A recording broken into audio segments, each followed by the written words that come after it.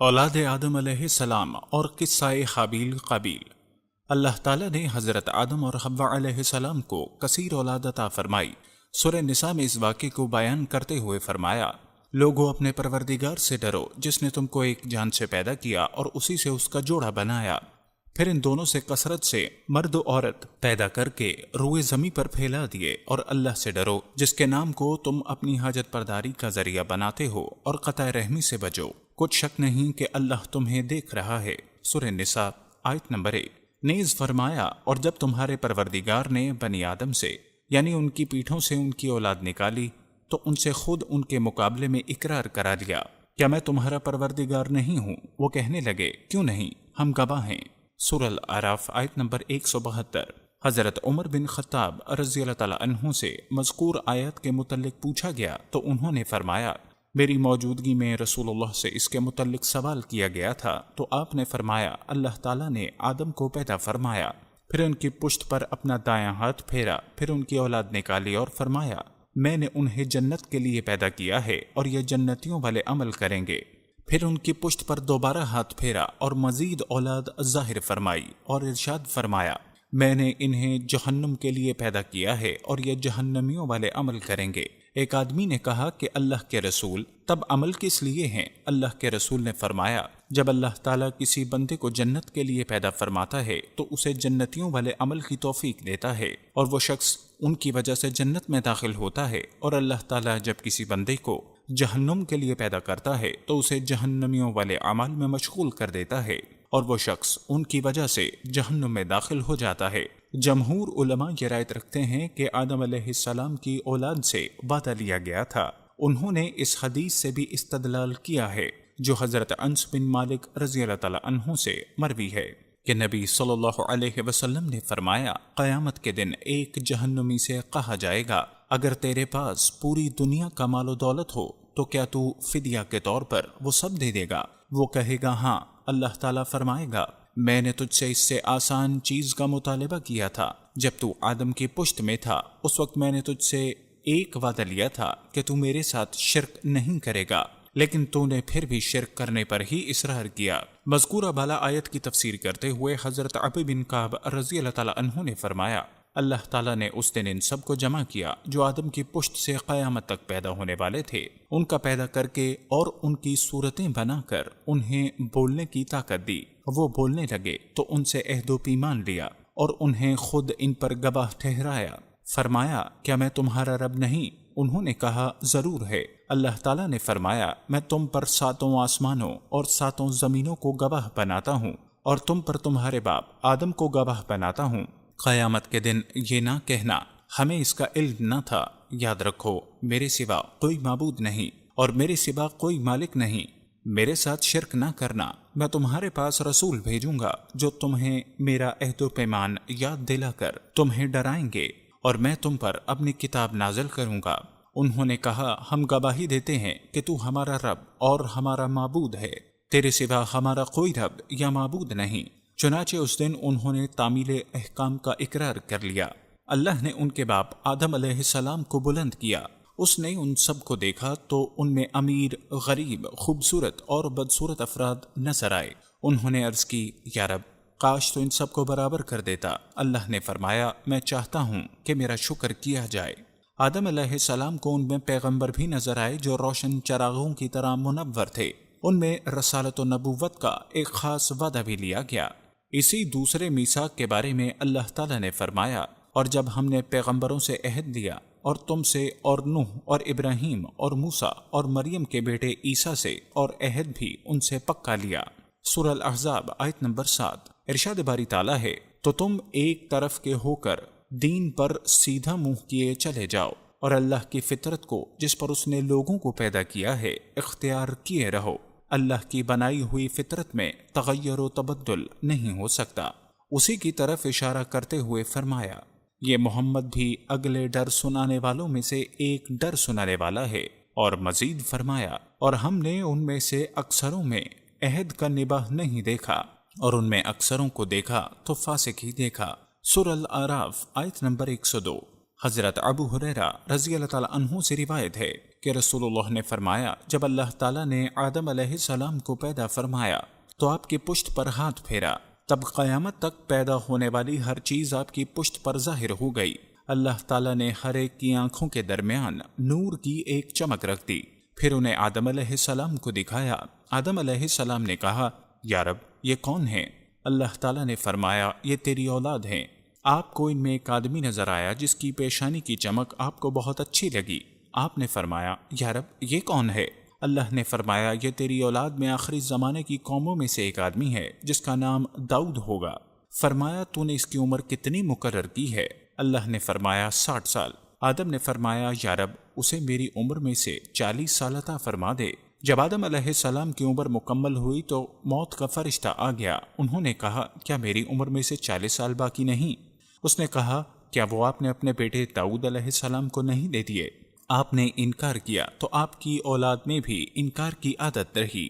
آدم علیہ السلام بھول گئے، آپ کی اولاد بھی بھولنے والی ہوئی۔ آدم سے غلطی ہوئی، آپ کی اولاد بھی غلطیاں کرنے والی ہوئی۔ حضرت عبداللہ بن عباس رضی اللہ تعالیٰ عنہ سے روایت ہے کہ نبی صلی اللہ علیہ وسلم نے فرمایا، اللہ تعالیٰ نے اولاد آدم سے نعمان یعنی عرفات کے مقام پر عہد لیا۔ اللہ تعالیٰ نے ان کی تمام اولاد کو جو اس نے پیدا کی ہے ان کی پشت سے نکالا، انہیں اپنے سامنے چیونٹیوں کی طرح بکھیر دیا، پھر ان سے براہ راست کلام کرتے ہوئے فرمایا، کیا میں تمہارا رب نہیں ہوں؟ انہوں نے کہا، یقیناً ہے، ہم گواہی دیتے ہیں۔ اللہ تعالیٰ نے فرمایا، مبادہ تم قیامت کے دن کہو ہمیں تو اس کا علم ہی نہ تھا، یا کہو ہمارے باپ دادا نے شرک کیا تھا اور ہم تو انہی کی اولاد تھے اس لیے ان کی راہ پر چل پڑے۔ کیا تو ہمیں جھوٹے لوگوں کے اعمال کی وجہ سے تباہ کر دے گا؟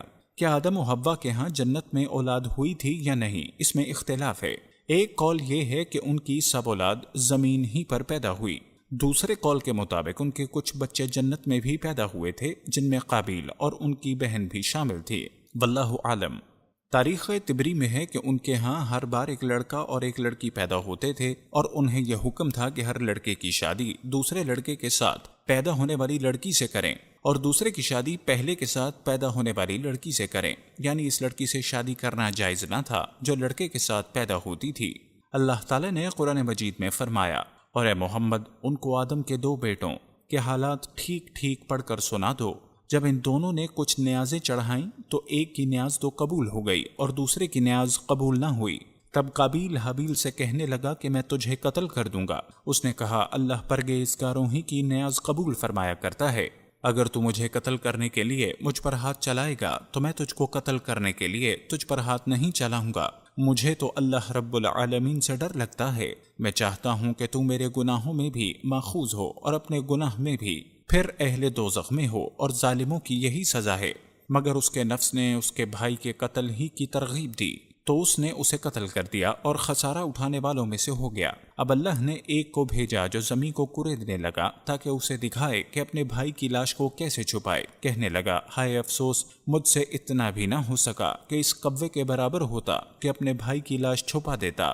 پھر وہ پشیمان ہوا۔ سورہ مائدہ آیت نمبر 27 سے 31۔ یہاں پر ہم علماء سلف کے ارشادات کا خلاصہ بیان کریں گے۔ متعدد صحابہ کرام سے روایت ہے کہ آدم علیہ السلام ہر لڑکے کی شادی کسی دوسرے لڑکے کے ساتھ پیدا ہونے والی لڑکی سے کرتے۔ حابیل نے قابیل کی بہن سے نکاح کرنے کا ارادہ کیا اور قابیل کی بہن زیادہ خوش شکل تھی، چنانچہ قابیل نے چاہا اس کی بیٹی حابیل کی بجائے خود اس سے ہو جائے۔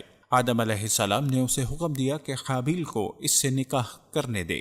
اس نے انکار کر دیا تو آدم علیہ السلام نے دونوں کو قربانی کرنے کا حکم دیا۔ حابیل بھیڑ بکریاں پالتا تھا، اس نے ایک موٹا تازہ جانور قربان کیا۔ قابیل نے اپنی کھیتی میں سے نکمی فصل کا ایک گٹھا قربانی کے طور پر پیش کیا۔ آسمان سے آگ اتری، اس نے حابیل کی قربانی کو کھا لیا لیکن قابیل کی قربانی کو چھوڑ دیا۔ اسے غصہ آ گیا، اس نے کہا، میں ضرور تجھے قتل کروں گا تاکہ تو میری بہن سے شادی نہ کر سکے۔ حابیل نے کہا، اللہ تعالیٰ پرہیزگاروں سے قربانی قبول کرتا ہے۔ ابو جعفر نے فرمایا کہ جب وہ دونوں قربانی دے رہے تھے تو آدم علیہ السلام بھی موجود تھے۔ انہوں نے دیکھا کہ حابیل کی قربانی قبول ہو گئی ہے، قابیل کی نہیں ہوئی۔ تب قابیل نے آدم علیہ السلام سے کہا، اس کی قربانی اس لیے قبول ہوئی ہے کہ آپ نے اس کے حق میں دعا کی تھی اور آپ نے میرے حق میں دعا نہیں کی۔ اس کے بعد اس نے تنہائی میں حابیل کو دھمکی دی۔ ایک رات حابیل کو جانور چراتے ہوئے واپس آنے میں دیر ہو گئی۔ آدم نے اس کے بھائی قابیل کو بھیجا کہ معلوم کرے اسے کیوں دیر ہوئی ہے۔ وہ گیا تو اسے حابیل مل گیا۔ اس نے کہا تیری قربانی قبول ہو گئی ہے، میری نہیں ہوئی۔ اس نے کہا اللہ اہل تقوی سے قربانی قبول فرماتا ہے۔ اس پر قابیل کو غصہ آ گیا۔ اس کے پاس لوہے کی کوئی چیز تھی، اس نے وہ مار کر حابیل کو قتل کر دیا۔ بعض علماء نے فرمایا حابیل سو رہا تھا، قابیل نے ایک بڑا پتھر اس کے سر پر مار کر اس کا سر کچل دیا۔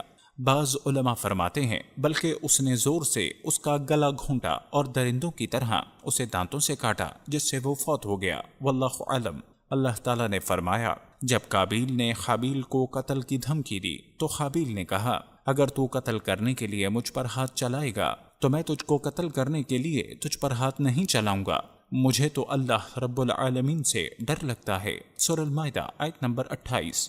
اس سے اس کے اچھے اخلاق، خدا خوفی اور خشیت الہی کا اظہار ہوتا ہے، اور اس سے اس کا تقوی بھی ظاہر ہوتا ہے کہ بھائی نے جو زیادتی کرنے کا ارادہ کیا تھا اس نے بدلے میں ویسی برائی کرنے سے پرہیز کیا۔ اسی لیے رسول اللہ نے فرمایا جب دو مسلمان تلواریں لے کر ایک دوسرے کے سامنے آتے ہیں تو قاتل اور مقتول دونوں جہنمی ہوتے ہیں۔ صحابہ نے عرض کی اللہ کے رسول یہ تو قاتل ہے، اس لیے سزا کا مستحق ہے، مقتول کا کیا معاملہ ہے؟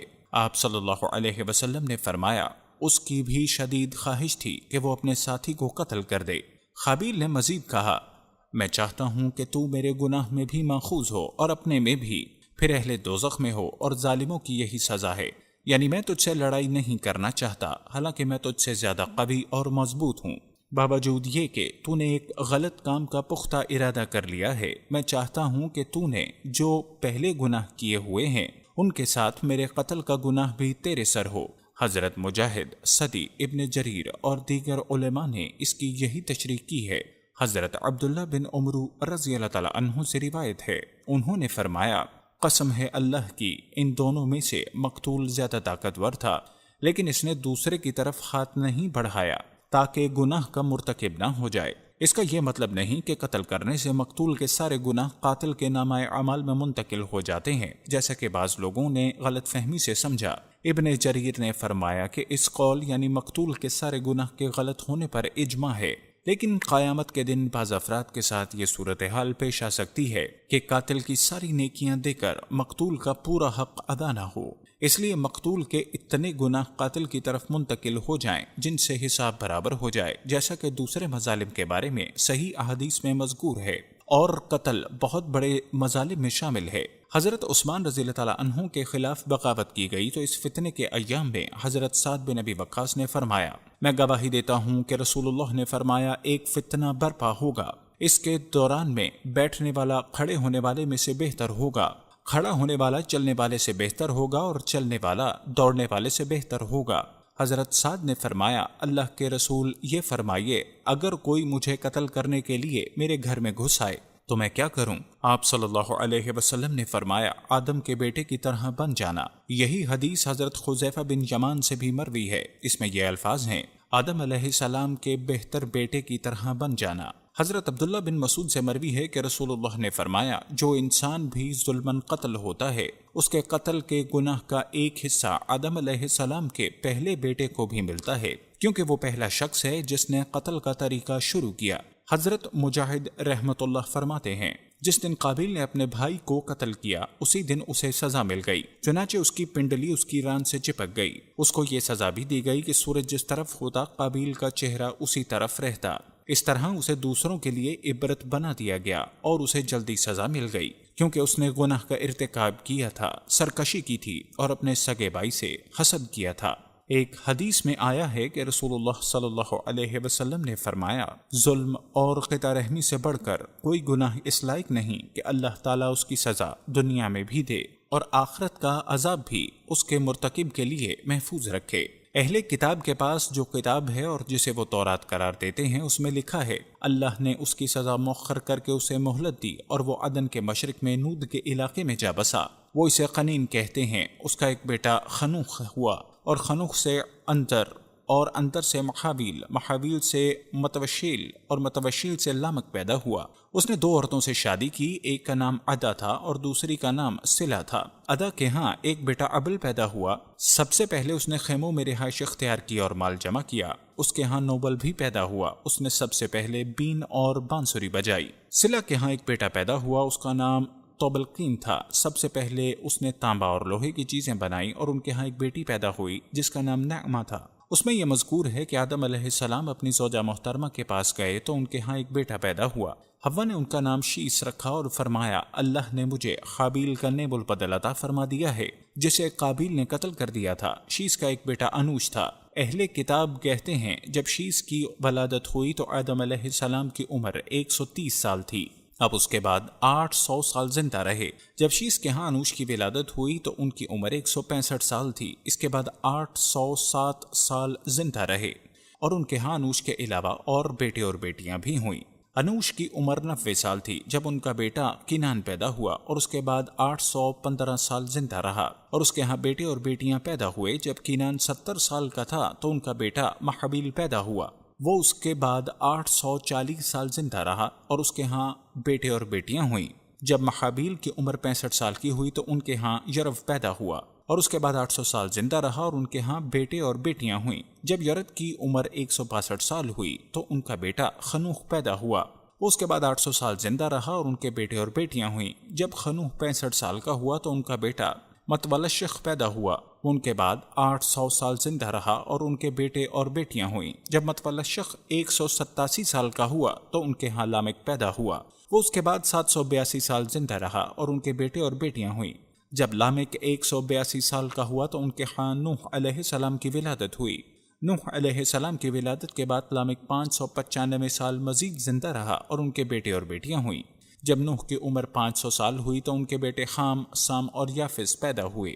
مذکورہ بالا تفصیلات بائبل کے بیانات کا خلاصہ ہیں۔ ان معلومات کے بارے میں یہ کہنا مشکل ہے کہ یہ آسمان سے نازل کردہ وحی میں بغیر تبدیلی کے محفوظ ہیں۔ اکثر علماء کرام نے ان پر تنقید کی ہے۔ معلوم ہوتا ہے کہ اہل کتاب کے بعض علماء نے تفسیر کے طور پر یہ تفصیلات اصل کتاب میں اپنی طرف سے شامل کر دی ہیں۔ ان میں بہت سی غلطیاں بھی ہیں، جیسا کہ ہم آئندہ انہیں ان کے مقام پر ذکر کریں گے انشاءاللہ۔ امام ابن جریر نے اپنی تاریخ کی کتاب میں کسی کا یہ قول ذکر کیا ہے کہ آدم اور حوا علیہ السلام کے ہاں 2 کر کے 40 بچے پیدا ہوئے۔ ایک قول کے مطابق 120 جوڑے پیدا ہوئے۔ ہر بار ایک لڑکے اور لڑکی کی ولادت ہوتی، اس کے بعد انسانوں کی تعداد میں بہت زیادہ اضافہ ہوتا چلا گیا، اور وہ زمین پر بکھر گئے اور دور دور آباد ہو گئے۔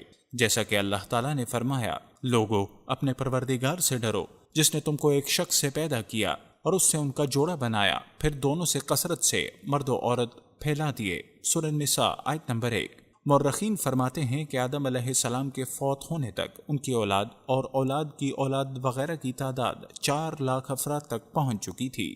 صحیحین کی جس حدیث میں سفر معراج کا ذکر ہے، اس میں بیان ہے کہ رسول اللہ پہلے آسمان میں آدم علیہ السلام سے ملے تو انہوں نے فرمایا، نیک نبی اور نیک بیٹے کو خوش آمدید۔ آدم کی دائیں جانب بہت سے افراد تھے اور بائیں طرف بھی بہت سے افراد تھے۔ آپ جب دائیں طرف دیکھتے تو خوش ہو کر ہنس پڑتے، اور بائیں طرف نظر اٹھاتے تو رو پڑتے۔ نبی صلی اللہ علیہ وسلم نے فرمایا، میں نے کہا جبریل یہ کیا معاملہ ہے؟ انہوں نے فرمایا، یہ آدم ہیں اور یہ ان کی اولاد کی روحیں ہیں۔ جب وہ دائیں طرف جنتی روحوں کو دیکھتے ہیں تو مسکرا دیتے ہیں، اور جب بائیں جانب جہنمی روحوں کو دیکھتے ہیں تو رو پڑتے ہیں۔ اس حدیث میں بھی ہے کہ رسول اللہ صلی اللہ علیہ وسلم نے فرمایا، میں یوسف علیہ السلام کے پاس سے گزرا تو میں نے دیکھا انہیں آدھا حسن و جمال عطا ہوا ہے۔ اس کی وضاحت بعض علماء نے اس طرح کی ہے کہ انہیں آدم سے آدھا حسن ملا، اور یہ بات صحیح معلوم ہوتی ہے کیونکہ آدم کو اللہ تعالیٰ نے خود اپنے دستے مبارک سے تخلیق فرمایا اور ان میں روح ڈالی۔ اللہ تعالیٰ اس اہتمام کے ساتھ جسے پیدا کرے وہ بہترین اور سب سے خوبصورت ہی ہو سکتا ہے۔ ان کے ہاں بیٹے اور بیٹیاں ہوئیں۔ جب یرد کی عمر 162 سال ہوئی تو ان کا بیٹا خنوخ پیدا ہوا، اس کے بعد 800 سال زندہ رہا، اور ان کے بیٹے اور بیٹیاں ہوئیں۔ جب خنوخ 65 سال کا ہوا تو ان کا بیٹا متولشخ پیدا ہوا، ان کے بعد 800 سال زندہ رہا، اور ان کے بیٹے اور بیٹیاں ہوئیں۔ جب متولشخ 187 سال کا ہوا تو ان کے ہاں لامک پیدا ہوا، وہ اس کے بعد 782 سال زندہ رہا، اور ان کے بیٹے اور بیٹیاں ہوئیں۔ جب لامک 182 سال کا ہوا تو ان کے ہاں نوح علیہ السلام کی ولادت ہوئی۔ نوح علیہ السلام کی ولادت کے بعد لامک 595 سال مزید زندہ رہا، اور ان کے بیٹے اور بیٹیاں ہوئیں۔ جب نوح کی عمر 500 سال ہوئی تو ان کے بیٹے خام، سام اور یافس پیدا ہوئے۔ مذکورہ بالا تفصیلات بائبل کے بیانات کا خلاصہ ہیں۔ ان معلومات کے بارے میں یہ کہنا مشکل ہے کہ یہ آسمان سے نازل کردہ وحی میں بغیر تبدیلی کے محفوظ ہیں۔ اکثر علماء کرام نے ان پر تنقید کی ہے۔ معلوم ہوتا ہے کہ اہل کتاب کے بعض علماء نے تفسیر کے طور پر یہ تفصیلات اصل کتاب میں اپنی طرف سے شامل کر دی ہیں۔ ان میں بہت سی غلطیاں بھی ہیں، جیسا کہ ہم آئندہ انہیں ان کے مقام پر ذکر کریں گے انشاءاللہ۔ امام ابن جریر نے اپنی تاریخ کی کتاب میں کسی کا یہ قول ذکر کیا ہے کہ آدم اور حوا علیہ السلام کے ہاں 2 کر کے 40 بچے پیدا ہوئے۔ ایک قول کے مطابق 120 جوڑے پیدا ہوئے، ہر بار ایک لڑکے اور لڑکی کی ولادت ہوتی۔ اس کے بعد انسانوں کی تعداد میں بہت زیادہ اضافہ ہوتا چلا گیا اور وہ زمین پر بکھر گئے اور دور دور آباد ہو گئے، جیسا کہ اللہ تعالیٰ نے فرمایا، لوگو اپنے پروردگار سے ڈرو جس نے تم کو ایک شخص سے پیدا کیا اور اس سے ان کا جوڑا بنایا، پھر دونوں سے کثرت سے مرد و عورت پھیلا دیے۔ سورہ النساء آیت نمبر 1۔ مورخین فرماتے ہیں کہ آدم علیہ السلام کے فوت ہونے تک ان کی اولاد اور اولاد کی اولاد وغیرہ کی تعداد 4 لاکھ افراد تک پہنچ چکی تھی۔ صحیحین کی جس حدیث میں سفر معراج کا ذکر ہے، اس میں بیان ہے کہ رسول اللہ پہلے آسمان میں آدم علیہ السلام سے ملے تو انہوں نے فرمایا، نیک نبی اور نیک بیٹے کو خوش آمدید۔ آدم کی دائیں جانب بہت سے افراد تھے اور بائیں طرف بھی بہت سے افراد تھے۔ آپ جب دائیں طرف دیکھتے تو خوش ہو کر ہنس پڑتے اور بائیں طرف نظر اٹھاتے تو رو پڑتے۔ نبی صلی اللہ علیہ وسلم نے فرمایا، میں نے کہا، جبریل یہ کیا معاملہ ہے؟ انہوں نے فرمایا، یہ آدم ہیں اور یہ ان کی اولاد کی روحیں ہیں۔ جب وہ دائیں طرف جنتی روحوں کو دیکھتے ہیں تو مسکرا دیتے ہیں اور جب بائیں جانب جہنمی روحوں کو دیکھتے ہیں تو رو پڑتے ہیں۔ اس حدیث میں بھی ہے کہ رسول اللہ صلی اللہ علیہ وسلم نے فرمایا، میں یوسف علیہ السلام کے پاس سے گزرا تو میں نے دیکھا انہیں آدھا حسن و جمال عطا ہوا ہے۔ اس کی وضاحت بعض علماء نے اس طرح کی ہے کہ انہیں آدم سے آدھا حسن ملا، اور یہ بات صحیح معلوم ہوتی ہے کیونکہ آدم کو اللہ تعالیٰ نے خود اپنے دستے مبارک سے تخلیق فرمایا اور ان میں روح ڈالی۔ اللہ تعالیٰ اس اہتمام کے ساتھ جسے پیدا کرے وہ بہترین اور سب سے خوبصورت ہی ہو سکتا ہے۔ اللہ صلی اللہ علیہ وسلم نے فرمایا، میں یوسف علیہ السلام کے پاس سے گزرا تو میں نے دیکھا انہیں آدھا حسن و جمال عطا ہوا ہے۔ اس کی وضاحت بعض علماء نے اس طرح کی ہے کہ انہیں آدم سے آدھا حسن ملا، اور یہ بات صحیح معلوم ہوتی ہے کیونکہ آدم کو اللہ تعالیٰ نے خود اپنے دستے مبارک سے تخلیق فرمایا اور ان میں روح ڈالی۔ اللہ تعالیٰ اس اہتمام کے ساتھ جسے پیدا کرے وہ بہترین اور سب سے خوبصورت ہی ہو سکتا ہے۔ وہ بہترین اور سب سے خوبصورت ہی ہو سکتا ہے۔